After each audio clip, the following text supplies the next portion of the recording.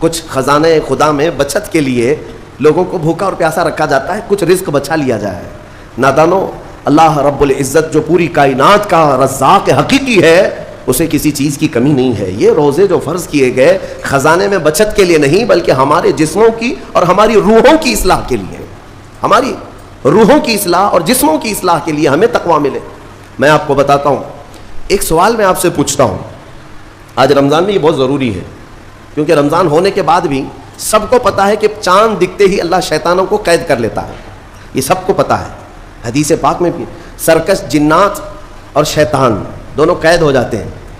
ان کو قید کر دیا جاتا ہے, جب تک چاند نہیں دکھے گا یہ نہیں آئیں گے. لیکن جو 11 مہینے ہم بلیم ڈالتے تھے شیطان پر کہ ہم سے برائیاں ہو گئی, گناہ ہو گئی, کیوں؟ ارے شیطان ایسا کرا دیا, شیطان ویسا کرا دیا. اب رمضان میں کون کرا رہا ہے؟ شیطان تو ہے نہیں. پھر فجر میں سوتا کیوں ہے؟ بغیر نماز پڑھے ٹانگ پھیلائے ویسی نماز قضا کرے. کون سا شیطان تمہیں سلایا؟ ابھی تو شیطان ہے نہیں. ابھی بھی بہت سارے لوگ چوری کا کھانا نہیں چھوڑتے, بہت سارے لوگ جھوٹ, دغا, غیبت یہ رمضان میں بھی نہیں چھوڑتے ہیں. تو یہ ان کو کون سا شیطان کروا رہا ہے؟ کون سا شیطان یہ برائیاں کرواتا ہے؟ اس کے جواب کے لیے ایک چیز سمجھنا ضروری ہے. یہ بات تو مشہور ہے کہ ساری برائیاں شیطان کرواتا ہے, ابلیس کرواتا ہے نا. لیکن آپ کو وہ واقعہ معلوم ہے جب آدم علیہ السلام کو اللہ تعالیٰ نے پیدا کیا اور سارے فرشتوں سے کہا کہ سجدہ کرو؟ کل ہی کی تفسیر میں نے عرض کیا, اس میں ابلیس بھی تھا. ابلیس بھی اس وقت بہکا ہوا نہیں تھا, گمراہ نہیں تھا, وہ اچھا تھا. ابلیس تو بہت عبادت کرنے والا تھا اللہ تعالیٰ کی. تو اس نے اللہ کے حکم کو ٹال کر آدم کو سجدہ نہیں کیا, غرور میں کھڑا رہا, نافرمانی کیا. تو اب میں یہ سوال کرتا ہوں کہ ہر ایک کو گمراہ کرنے والا شیطان ہے, تو شیطان کو کس نے گمراہ کیا تھا؟ اس کو کس نے روکا سجدہ مت کرنا آدم کو؟ کوئی ہے بہکانے والا؟ ارے وہ تو پہلا ابلیس ہے, اس سے پہلے تو کوئی ابلیس تھا ہی نہیں, اس سے پہلے تو کوئی شیطان تھا ہی نہیں.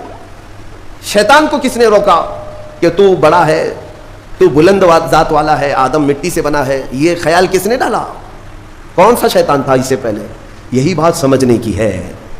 محدثین نے مفسرین نے فرمایا ابلیس کو جس چیز نے سجدہ کرنے سے روکا وہ نفس امارہ ہے, وہ نفس ہے جو آج بھی تمہارے ساتھ ہے. ہاں شیطان تو قید ہو جاتا ہے رمضان کے شروع ہوتے ہی, لیکن نفس تو ساتھ میں رہتا ہے. اب پتہ چلا کہ رمضان میں جو کچھ بھی غلطیاں یا کوتاہیاں یا گناہ کچھ لوگوں سے سرزد ہوتے ہیں تو یہ نفس کے پجاری ہیں, نفس ان کے ساتھ ہے. یہ نفس کی غلامی میں آ گئے اور نفس کے شکار ہو گئے. اسی لیے قرآن میں اللہ تعالیٰ نے اپنے رسول سے بھی یہ فرمایا, ارأیت من اتخذ الہہ ہواہ افانت تکون علیہ وکیلا. اے رسول کیا آپ نہیں دیکھتے کچھ لوگ ایسے ہیں جنہوں نے اپنے نفسانی خواہشات کو اپنا خدا بنا لیا ہے, اپنی خواہشات کو اپنا خدا بنا لیا ہے. اے رسول کیا آپ ایسوں کی سفارش کریں گے, ایسے لوگوں کی وکالت کریں گے؟ یعنی رب تبارک و تعالیٰ نے فرمایا کچھ لوگ وہ ہیں جو اپنی خواہشات کی پوجا میں ہیں. کیا مطلب خواہشات کی پوجا؟ کیا مطلب ہے اپنے خواہشات کے پیچھے چلنا؟ مطلب یہی ہے کہ جو دل میں آیا اس بندے نے یہ سوچ لیا اسے کرنا ہی ہے مجھے, یہ خواہشات کے پیچھے چل رہا ہے. ہاں تمہیں آرام کی فکر ہوئی, تم نے خدا کے فرمان کو ٹال دیا لیکن اپنی نفس کی سن لیا. اللہ تبارک و تعالیٰ کا حکم کچھ اور ہے لیکن تمہاری طبیعت کچھ اور چاہ رہی ہے. رب تبارک و تعالیٰ کا حکم تھا صبح صبح تمہیں اپنے گھر بلا رہا تھا, لیکن تم نے اس کی نہیں سنی, اپنے من کی سنی, اپنے نفس کی. تو یہی تو ہوا نفس کی پوجا, یہی ہے نفس کی عبادت, نفس کی پرستش, جس کو قرآن میں کہا گیا ہے کہ کچھ لوگ ایسے ہیں جنہوں نے اپنی خواہشات کو خدا بنا لیا. یہ نفس امارہ جس کے بھی اوپر حاوی ہو جاتا ہے, اچھے اچھوں کو یہ ان کا تقوی بھسم کر دیتا ہے, ایمان سے بھی دور کر جاتا ہے. اس لیے میرے عزیزو میں جو عرض کرنے جا رہا ہوں وہ یہ ہے کہ ہمارے لیے زندگی میں سب سے بڑا چیلنج اپنے نفس امارہ سے لڑنا.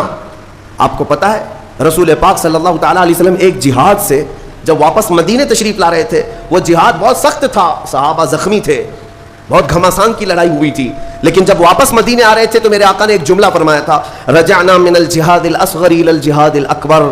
اے میرے صحابہ ہم چھوٹے جہاد سے بڑے جہاد کی طرف جا رہے ہیں.